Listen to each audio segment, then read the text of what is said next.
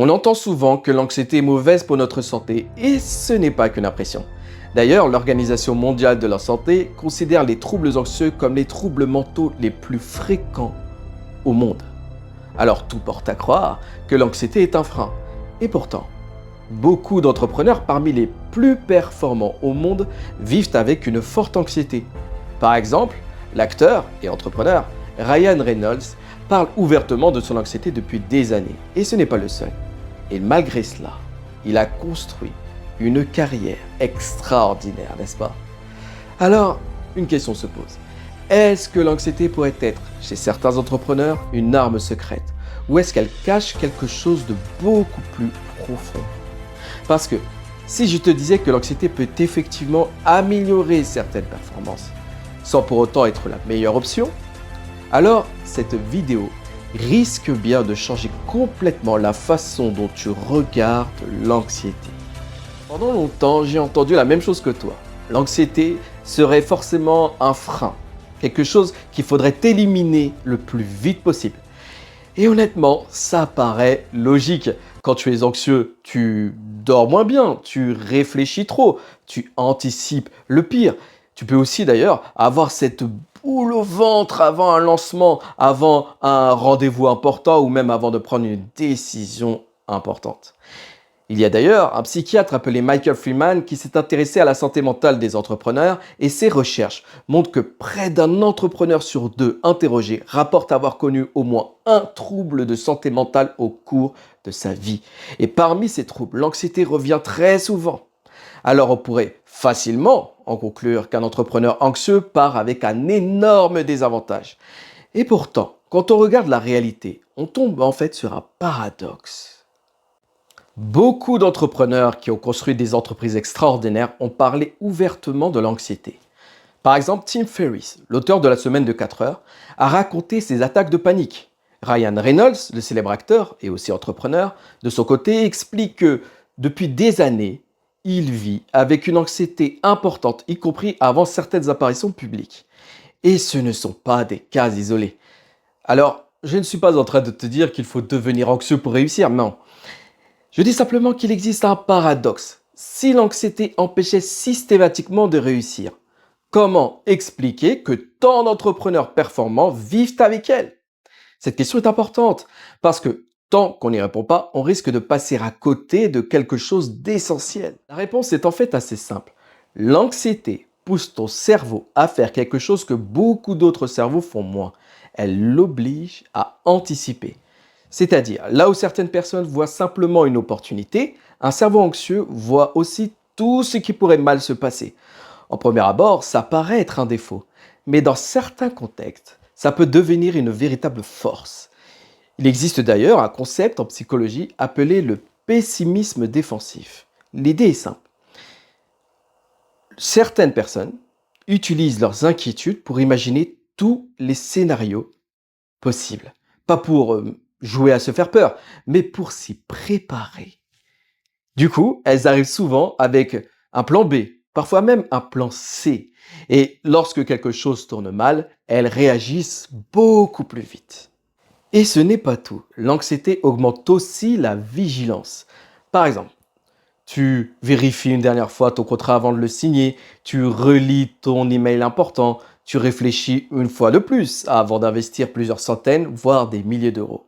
Autrement dit, l'anxiété pousse souvent à anticiper davantage, à préparer davantage et à vérifier davantage. Et dans le monde de l'entrepreneuriat, ces trois qualités peuvent faire une énorme différence. C'est d'ailleurs ce qui explique pourquoi certains entrepreneurs, qui sont particulièrement anxieux, parviennent, malgré tout, à construire de très belles entreprises. Alors, est-ce que cela veut dire que l'anxiété est finalement un excellent moteur pour la réussite? Pas tout à fait. Parce qu'il y a une chose dont on ne parle presque jamais. C'est le prix que ce moteur finit par te faire payer. Le problème, c'est que ce moteur, donc l'anxiété, a un défaut. Un énorme défaut. Il est capable de te faire avancer, parfois même très vite, mais il consomme énormément d'énergie. Imagine une voiture de course. Son moteur est incroyablement puissant, mais si tu le pousses à fond, en permanence, il finit par s'user. Alors l'anxiété, c'est un peu la même chose. Au début, tu as l'impression que ça fonctionne très bien. Tu anticipes, tu prépares, tu vérifies, tu évites certaines erreurs, dont certaines qui auraient pu être fatales pour ton entreprise. Mais à force de vivre dans cet état, ton cerveau ne s'arrête jamais vraiment. Même pas le soir, même pas le week-end, même pas en vacances, même pas en famille. Il continue d'anticiper et cherche toujours le prochain problème. Pour lui, c'est une question de survie. Et c'est là où le prix à payer commence à apparaître. Tu dors moins bien, tu récupères moins bien, tu prends des décisions avec plus de fatigue, tu profites moins de ce que tu construis et parfois même, tu finis par t'épuiser. Ce n'est d'ailleurs pas un hasard si autant d'entrepreneurs parlent ouvertement de burn-out. On peut penser par exemple à Ariana Huffington. Je parle d'elle dans ma vidéo dédiée au burn-out. Après avoir construit un immense succès, elle s'est littéralement effondrée de fatigue, d'épuisement. Son corps a dit stop. Donc, autrement dit, le problème n'est pas que ce moteur ne fonctionne pas. Le problème, c'est le prix qu'il finit par te demander. Et c'est précisément là que la plupart des entrepreneurs se trompent. Ils pensent n'avoir que deux possibilités. Soit continuer à avancer grâce à l'anxiété, soit perdre leur performance. Mais si je te disais qu'il existe en fait une troisième voie? Alors oui, il existe une troisième voie. Et c'est probablement la partie la plus importante de cette vidéo. Parce que le véritable objectif n'est pas de supprimer notre capacité d'anticipation, ni de devenir imprudent, ni même d'arrêter de vérifier les choses. Toutes ces qualités peuvent rester. Ce qui peut changer, c'est le moteur qui les alimente. Depuis longtemps, beaucoup d'entrepreneurs ont cru que leur performance dépendait de leur anxiété. Comme si, sans cette pression permanente, ils allaient forcément devenir moins performants, devenir moins rigoureux, moins ambitieux. Mais c'est une croyance, pas une fatalité. Imaginons deux entrepreneurs. Donc, tous les deux anticipent, tous les deux préparent leurs projets, tous les deux prennent des décisions réfléchies avec discernement. La différence, c'est que le premier agit parce qu'il a peur de ne pas être à la hauteur, parce qu'il a peur d'être rejeté. Et le second agit parce qu'il aime faire les choses avec justesse. De l'extérieur, leur comportement semble très proche, mais à l'intérieur, tout est différent. Le premier est constamment sous tension, le second avance avec beaucoup plus de sérénité. Et c'est précisément cette différence qui change tout sur le long terme. Parce que lorsque notre moteur n'est plus l'anxiété, nous pouvons conserver notre lucidité, nous pouvons conserver notre rigueur, notre sens de l'anticipation sans avoir à payer le même prix. Et c'est là, selon moi, que se trouve le véritable enjeu. Il ne s'agit pas de choisir entre la performance et la paix intérieure. Il s'agit de comprendre que la paix intérieure peut elle aussi devenir un moteur de performance. Et ça, très peu d'entrepreneurs en ont réellement conscience. D'ailleurs, si cette idée te parle et que tu aimerais découvrir comment développer cette paix intérieure sans perdre ta performance, j'ai créé une masterclass gratuite qui s'appelle le scandaleux secret à propos du bonheur. Tu trouveras le lien dans la description. Alors, est-ce que l'anxiété est réellement l'arme secrète de certains entrepreneurs? Ma réponse est oui, mais seulement en partie.